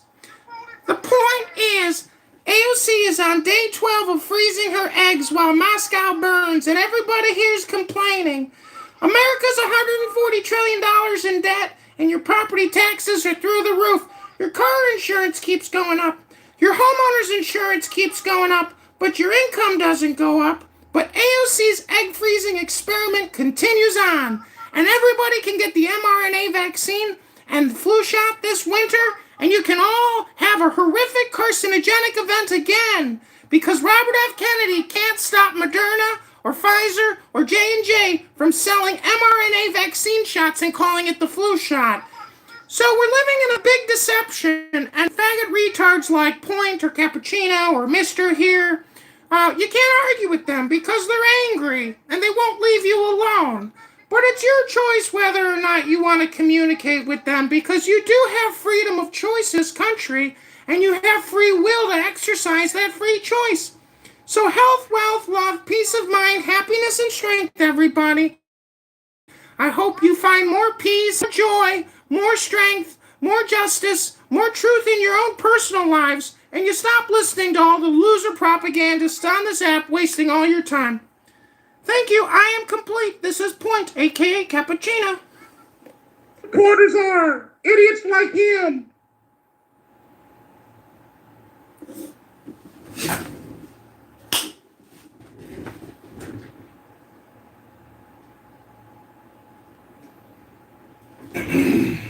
I haven't heard from you personally, G. You have a contribution to make?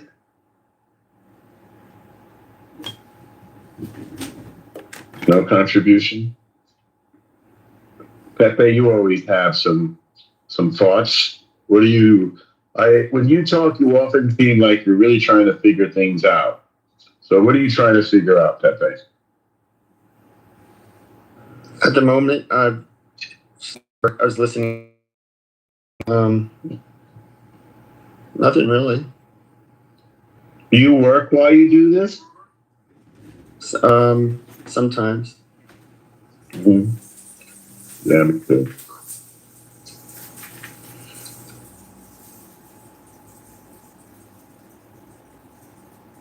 Scott, are we exhausted this? Or are we is it gonna get a new life?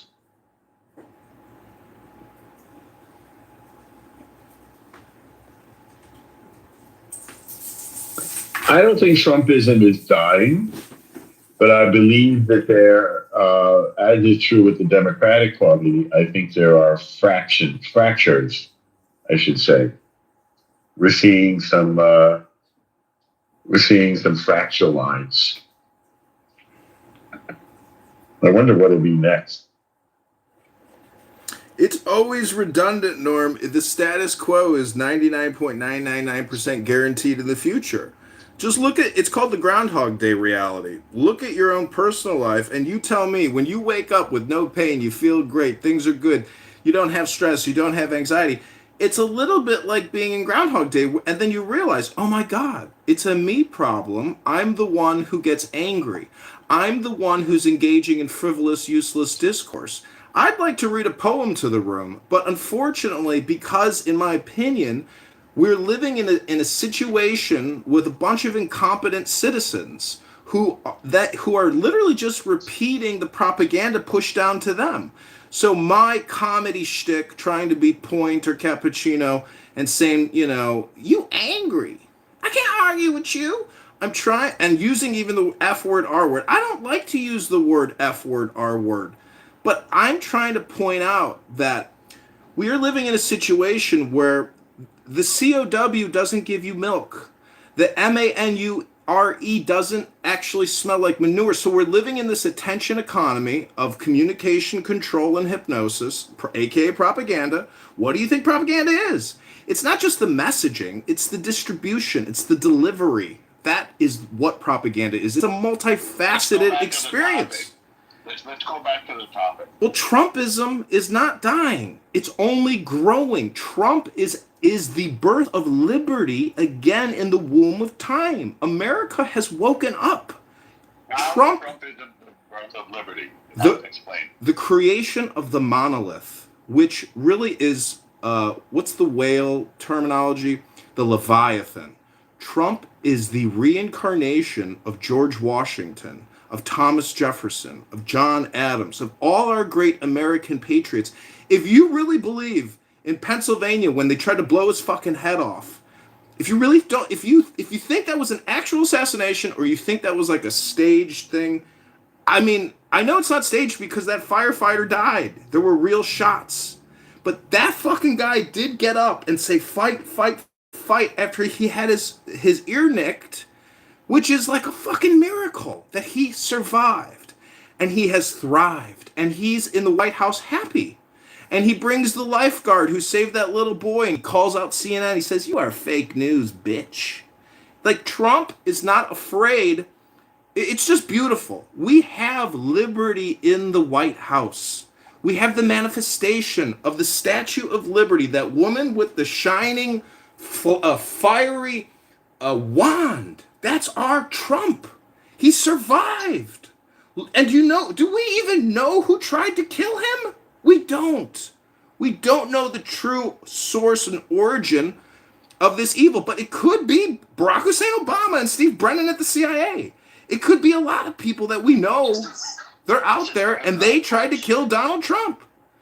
Pepe's just a 90s Democrat. He's a far-right Nazi from Discord. He's a low IQ dingbat. He doesn't try to figure things out. This guy hasn't read a book in 20 years. He doesn't even go to the gym.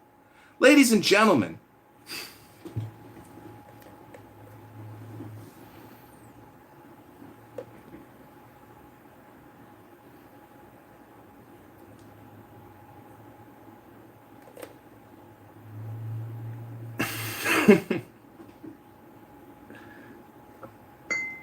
My way in on Trumpism.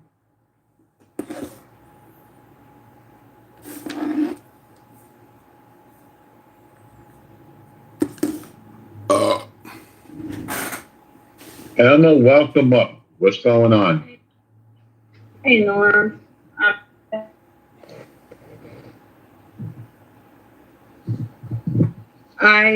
I was just calling, or I was just coming in, and I saw your title, and I believe it is suffering. Go tell us more. Well, I think that the war is a drag down on Trump's bandwagon, and I think that the economy is suffering quite a bit. And I think Trump's group was way too focused on tearing down everything the Democrats did without paying attention to whether that it was something useful for the people. I think that's say it a little more slowly. Say it a little more slowly. He did everything that the Democrats did. Is that what you said? I said what I said is that they were too focused on tearing down everything that Biden and the Democrats had done, and they weren't focusing on what was best for the people. All right, so let's go through what he did. What did he undo that wasn't best for the people?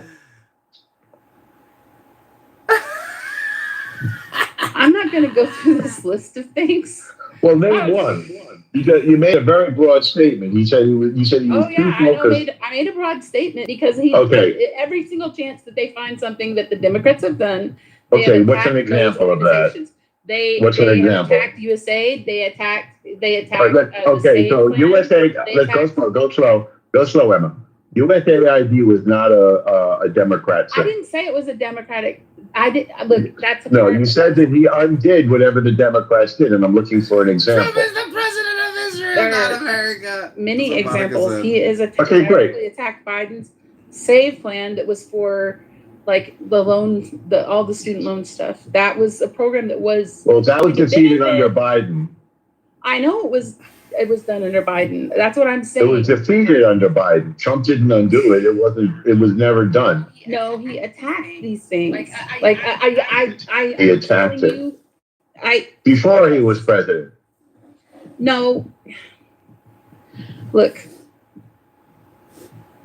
I mean, they are consistently in the Trump camp. They're consistently attacking everything to do with Democrats. That's their main. Their main speech. Give me an example. Let's hear. So, for example, what did they're like the Democrats do this? The fake news says this. They're attacking these institutions. They're attacking these parts of our. They're not making like statements that are for specific things. Quite frequently, they are attacking just because it is Democrat. Just because it is related to immigration. Just because it is. Well, isn't that something that everybody wanted? Was less illegal immigration? The thing is that it's not the attack that's coming is not coming based on the choices that are best for our American people. In my opinion, don't you think eliminating illegal immigration is best for the people? I think that approaching problems in the order that they are most important to the American people is paramount. No, there's no disagreement there. But you made a different statement. You said he's attacking. Yeah, you did. You said he's just attacking everything the Democrats did, regardless of whether it's good for the American people. So I said, give me an example. That's true. Okay, so we started with immigration because that's a big thing that he ran on, and it seems like we all agree that illegal immigration is bad. So what he did is good for the American people, getting rid of illegal immigrants, right? But he's not just getting rid of illegal immigrants. That's not the only thing that's happening right now. Agree. Let's go to another thing that's happening then. Let's look at another thing he's doing. How about no tax on tips or Social Security or overtime? Good for the people? Well, no. That has by the way, that has a cap, y'all. That has a cap. Yeah. You know, Emma. Not unlimited. It's not unlimited. I want to say it's a $25,000 cap, but fact check me on that. Emma, do you think Trump is pro-America? I mean, don't you think Trump is America? That he loves America, wants to save and rejuvenate and make it more abundant for Americans? Hello? No.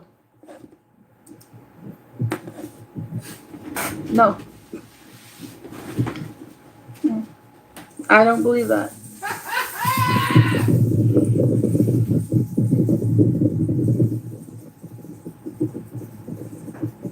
He made a better deal with Mexico and Canada in terms of trade deals. That seemed to be good for America. He got the NATO nations to increase their contributions to NATO. That seems to be good for America. Is a qualifier word for you right here, and that is very important to me. What's the qualifier? Because quite frequently it seems that something is good for America, and people don't look at the consequential outfall from some of the things that are happening. Okay, let's get back. What's the consequential outfall of no taxes on tips, Social Security, and overtime? What's the bad news about that? Well, he made that overture, but then he cut Medicare for people that they were depending on. Like it doesn't help if someone gives you an M&M when they take your whole, dinner. I'm sorry, I wasn't aware that Medicare was cut at all. Yeah, well, I hadn't heard It was that. not. It was not. Medicaid. I know this. I can tell you Medicaid what. and SNAP were cut. Medicaid I and can SNAP tell were you. cut. I can tell you what I do know, that Trump put restrictions on Medicaid and Medi-Cal in that it was, you have to if you're going to be on Medi-Cal or Medicaid, I'm going by distant memory, that you have to prove that you've been applying for work and or working at least 20 hours a week or something like that. You guys can fact check me on that one as well, but he hasn't touched Medicare. You know, at this point, I'd like to get back on topic, which is Trumpism dying? If so, yes or no, why? And unfortunately, I think the previous speaker has kind of led us down a little path where I'd like to get us back to the mountain, which is, what is Trumpism exactly? Is it America first? I haven't led you down any path. I just came in less than 5 minutes ago and was commenting on what other people were talking about. I haven't led anybody down any path. Stop thinking so much about yourself. I'm talking about Emma. You're the one that said the prior speaker. I was the prior speaker before you spoke. It means the lady, Steve. The lady. So, I would just like to submit that this app is like a butterfly effect, and for many years, I believe this app and the people have helped influence the way the situation has developed, which is Trump and Bobby Kennedy in the White House, and young Augustus Palante and his wife, who ran that crazy House Preservation of the Human Race. Was really America first, the preservation of America. Because if you believe that American values and American philosophy is one of the preeminent, most beautiful and wise and intelligent philosophies on the planet, you would know that we are a beacon of light for the rest of the globe, which lives in darkness, in tyranny, in Islamic fascism, in polygamy. And personally, I'm not necessarily opposed to polygamy, but I am opposed to what Steve Appel engages in, which is child grooming and talking to teenagers about their buttholes. And I'm against what you are all about, is lying. Misstating the truth like you just did. The rest of the globe is Muslim and is not third world countries or whatever. That's just simply not true. In fact, the majority of the globe is not what you just described it as. So I'm sorry if you're offended that the fact that I allow, that Clubhouse allows 13-year-olds, I allow a 16-year-old and a 17-year-old to come on because they speak more intelligently than you, and they absolutely speak more truth than you. So I'm against your constant lies and bullshit. Projection Mirror says what? Yeah, you have every right to say that and more. I immediately sent him down. That's really uncalled for, and it's also not true. He just confirmed Obviously. Anyway, is Trumpism over? What do you think, You Steve? confirmed my accusation. I have no Steve idea. Apple. The Steve Apple Show here on Clown House. I would say no. It's funny, David Brooks was asked this question on PBS NewsHour, his commentary certainly. He thinks that both MAGA and the DSA left-wing populism are both phasing out, burning out. I can't quite hear you. You might need to repeat, Scott. I was saying David Brooks thinks that both MAGA or Trumpism and the DSA liberal populism are phasing out or burning out. And that, we've gone from neoliberalism to populism and something else will come. But he thinks that's just David Brooks. I mean, what does David Brooks know about? That was his opinion. But hello, everybody. I would say it's not dying, but it will decrease.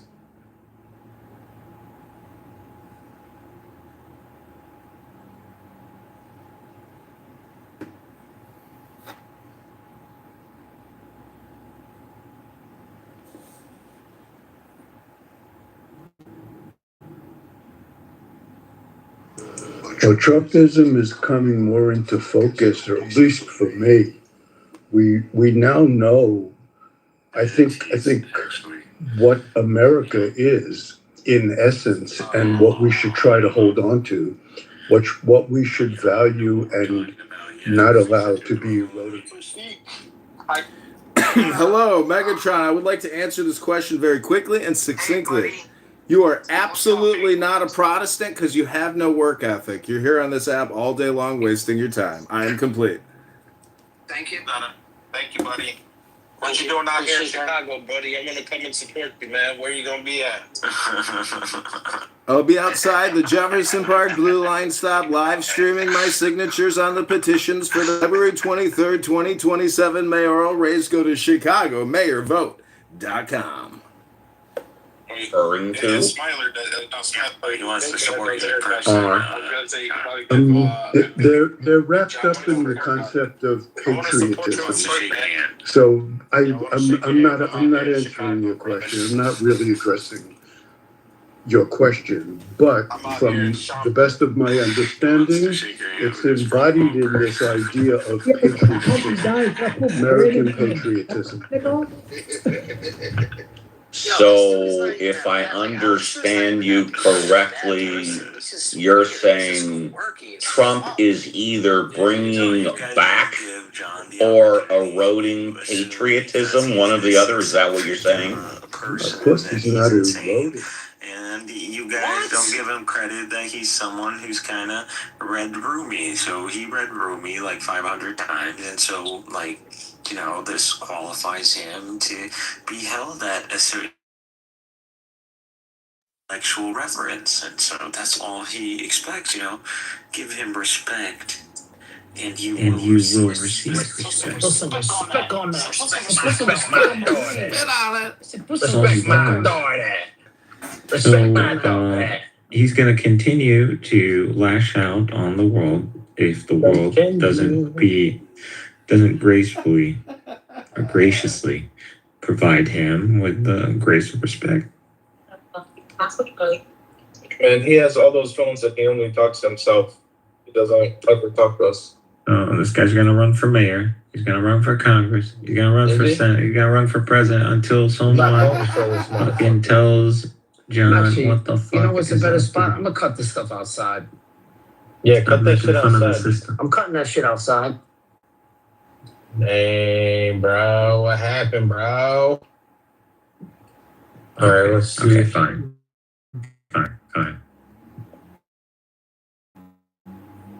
When you win here, will you take it easy on the Goyen?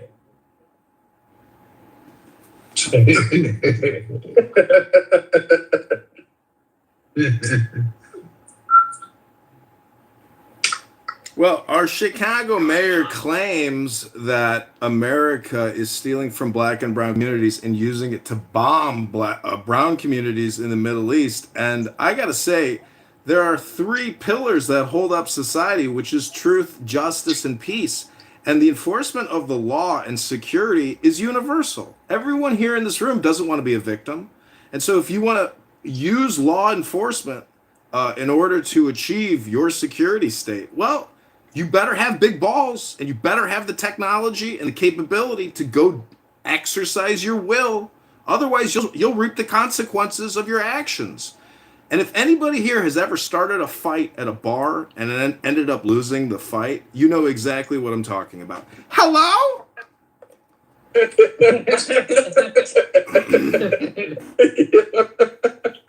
Oh, stupid. I think someone already shook his hand, Smile. Yeah, I lost the fight at a bar, but I also got snake. Yeah. I think I got beat up every time I fought. I don't even know if I've ever won a fight in my entire life. Anyways, there was a thought I wanted to complete. Yeah. The existence of Christians and the persistence of Christians in the discussion over the ontology of God is probably divine providence to highlight us and keeps us discussing that God is a personal being. So, the reality of Muslims mighty in disguise because it's tether. It's seems like the human mind in trying to understand the scale of God somehow feels that the person of God is a factor that be, considered a value of one. So, you multiply times one, it's not, Well, you could say that the attention. approximating it out of the equation of God. Well, the problem is a COW doesn't give you a glass of milk in the morning. We have this word attention economy, which is basically actually the source and the tethering problem. We don't have real people doing real things. We have people just watching videos all day. That's a slave population. We've morphed the plantation into the cell phone, and people can't stop engaging with the cell phone. Doesn't matter what variety of engagement it is.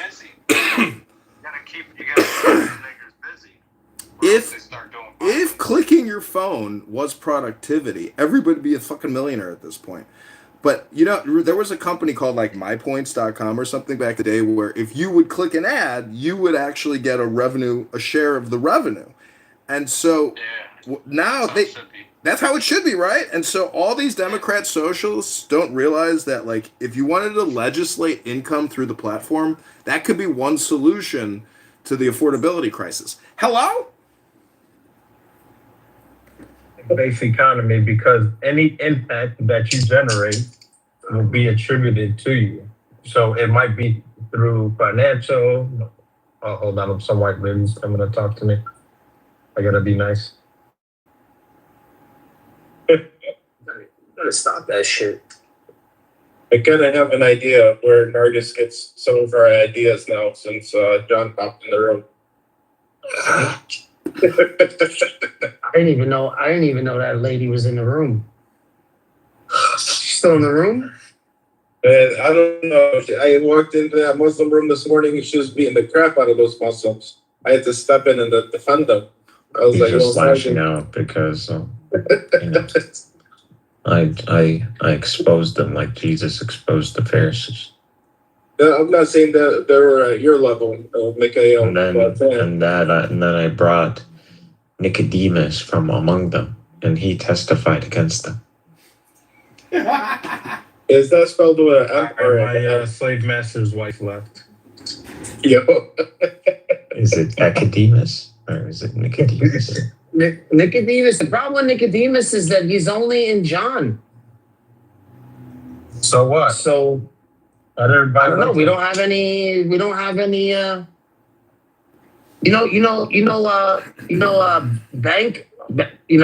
What's his name? Bank. Not the one that's in here. Yeah, Banks. Yeah, Banks. First time I started talking on here, I mentioned Nicodemus.